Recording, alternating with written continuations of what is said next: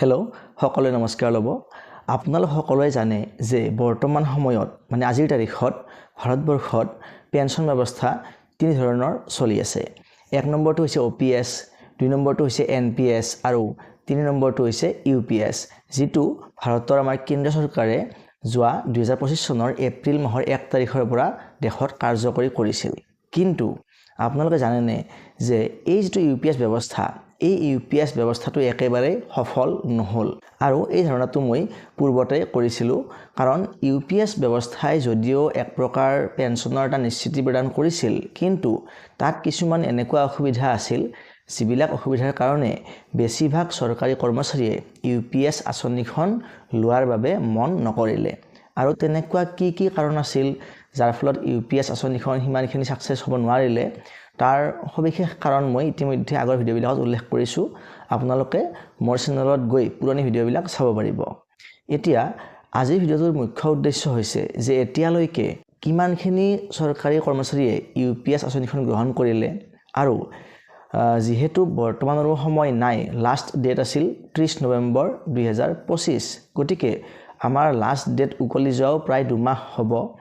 গতিকে মুঠ কৰ্মচাৰী কিমানখিনিয়ে ল'লে আৰু যিখিনিয়ে ল'লে, যিহেতু এতিয়া UPS আঁচনিখন মানে এখন ফ্লপ আঁচনি বুলি আমি ক'ব পাৰোঁ, গতিকে তেখেতসকলৰ ভৱিষ্যতটো কি হ'ব আৰু বৰ্তমান আমাৰ অসম চৰকাৰৰ যিখিনি ৰাজ্যিক কৰ্মচাৰী আছে, সেই ৰাজ্যিক কৰ্মচাৰীসকলৰ কাৰণেও যিহেতু অসমৰ মাননীয় মুখ্যমন্ত্ৰী মহোদয়ে আমাৰ UPS আঁচনিখন কাৰ্যকৰী কৰিম বুলি ঘোষণা কৰিছে, আমাৰ যোৱা বছৰতে ঘোষণা কৰিছে শেষৰ ফালে, সেই আঁচনিখনৰ আমাৰ কাম কাজ কিমানখিনি আগবাঢ়িছে অসমৰ ক্ষেত্ৰত সেইখিনি কথাও মই উল্লেখ কৰিম। এতিয়া প্ৰথমতে আহিছোঁ যে আমাৰ চেন্ট্ৰেল গভৰ্ণমেণ্টৰ আণ্ডাৰৰ কিমানখিনি কৰ্মচাৰীয়ে এতিয়ালৈকে UPS গ্ৰহণ কৰিছে। আমাৰ NPSৰ আণ্ডাৰত প্ৰায় 24,66,000 এমপ্লয় আছে, ভাৰতত আছে, যিখিনিয়ে NPSৰ পৰা UPSলৈ শ্বিফ্ট কৰাৰ কাৰণে ইলিজিবল আছিল, যোগ্য আছিল।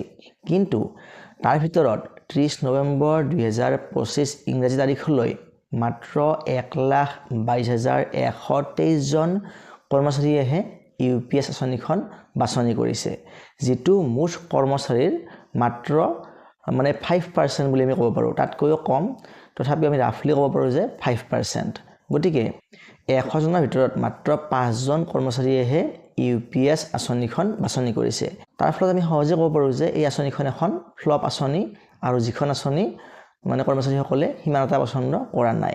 গতিকে এতিয়া চৰকাৰে নিশ্চয়কৈ পুনৰ চিন্তা কৰিব যে কেনেকৈ মানে আমাৰ যিখিনি কৰ্মচাৰী আছে সেই কৰ্মচাৰীসকলৰ কাৰণে NPS আঁচনিখনে বেছি ভাল কৰিব পৰা যায়, বেছি ফলপ্ৰসূ কৰিব পৰা যায়, যাৰ ফলত কৰ্মচাৰীসকল উপকৃত হয়। নাইবা হয়তো এনেকুৱা হ'ব পাৰে যে UPS আঁচনিখন আৰু বেছি লোভনীয় বা আকৰ্ষণীয় কৰি তুলিব পাৰে, যাৰ ফলত কৰ্মচাৰীসকল সেই আঁচনিখনৰ প্ৰতি আকৃষ্ট হয়। কিন্তু যিয়েই নহওক, ইয়াৰ ফলত কিন্তু কৰ্মচাৰীসকলৰ লাভ হোৱাৰ এটা সম্ভাৱনা আছে। এতিয়া দ্বিতীয় কথাটো হ'ল যে অসমৰ ৰাজ্যিক কৰ্মচাৰীসকলৰ কাৰণে UPS আঁচনিখন কি পৰ্যায়ত আছে। যদিওবা 2025 চনৰ শেষৰ ফালে অসমৰ মাননীয় মুখ্যমন্ত্ৰী মহোদয়ে ঘোষণা কৰিছিল UPS মানে কাৰ্যকৰী কৰিব বুলি, কিন্তু অফিচিয়েলি UPSৰ কাম কাজখিনি আগবঢ়া নাই। অৱশ্যে যোৱা মঙলবাৰে এখন মিটিং হোৱা কথা আছিল, কিন্তু সেই মিটিংখনত কি সিদ্ধান্ত হ'ল কি নহ'ল সেই বিষয়ে এতিয়ালৈকে একো তথ্য লাভ কৰিব পৰা হোৱা নাই। গতিকে নিশ্চয়কৈ আমাৰ অতি সোনকালে কিবা এটা আপডেট আহিব আৰু যেতিয়াই ৰাজ্যিক কৰ্মচাৰীসকলৰ বাবে UPSৰ কিবা বাতৰি আহিব, সম্ভেদ পোৱা যাব, লগে লগেই মই এইটো চেনেলৰ জৰিয়তে বাতৰিটো শ্বেয়াৰ কৰিম বা কেনেকুৱা কি হয় গোটেই কথাখিনি মই ইয়াৰ জৰিয়তে শ্বেয়াৰ কৰিম। গতিকে আপোনালোকে চেনেলটো চাই থাকিব আৰু এনেকুৱা ধৰণৰ তথ্যমূলক ভিডিঅ' পাই থাকিবলৈ নাইবা চৰকাৰী কৰ্মচাৰীৰ ক্ষেত্ৰত বিভিন্ন ধৰণৰ আপডেট লাভ কৰি থাকিবলৈ আপোনালোকে চেনেলটো ছাবস্ক্ৰাইব কৰি ৰাখিব। পৰৱৰ্তী ভিডিঅ'ত পুনৰ লগ পাম। ধন্যবাদ।